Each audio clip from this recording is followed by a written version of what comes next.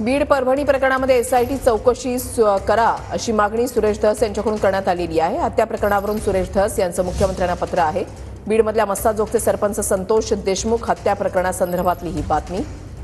Police महानिरीक्षक Tshering दोर्जेंकडून CM फडणवीसांना briefing करण्यात आलेलं आहे।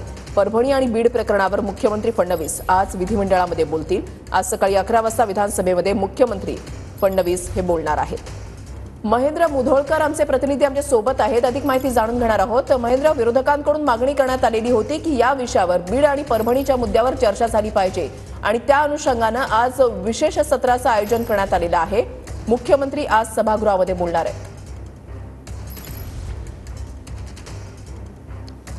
नक्कीच वृषाली, विशेष सत्राचं आज आयोजन करण्यात आलेलं आहे। संतोष देशमुख प्रकरणाला जवळपास 12 दिवस उलटत आहेत, मात्र या प्रकरणात आतापर्यंत केवळ 4 आरोपींना अटक झालेली आहे। 3 आरोपी जे आहेत ते अद्याप फरारच आहेत। पीडित जे कुटुंब आहे त्यांची अर्थ हाक आहे। देवेंद्र फडणवीस यांनी देखील आज विशेष सत्राचं आयोजन करून त्या संदर्भात जे आहे आज निवेदन करणार आहेत। माझ्यासोबत पीडित संतोष देशमुख यांचे बंधू आहेत। आज मुख्यमंत्र्यांचं निवेदन आहे, तुमच्याशी काही वरिष्ठ अधिकाऱ्यांशी काही संवाद वगैरे झालेला आहे, तुमची काय आजच्या अपेक्षा आहेत निवेदनावर?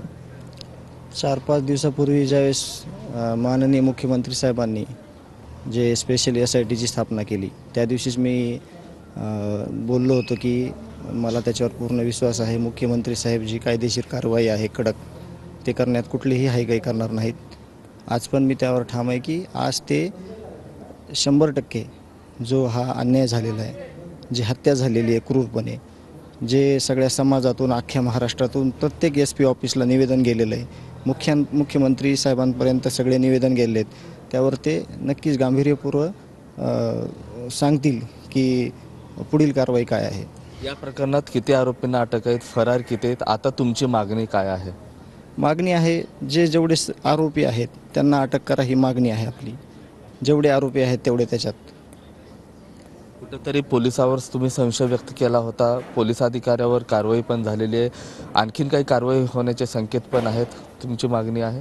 आज ते त्यांचं स्टेटमेंट आल्यानंतर आपण त्याच्यावर बोलू। त्यांचं काय त्यांनी आदेश दिलेत, काय त्यांनी कारवाईचे पुढील नियोजन आहे ते आपल्याला त्यांच्यानंतर कळेल मुख्यमंत्री साहेबांच्या।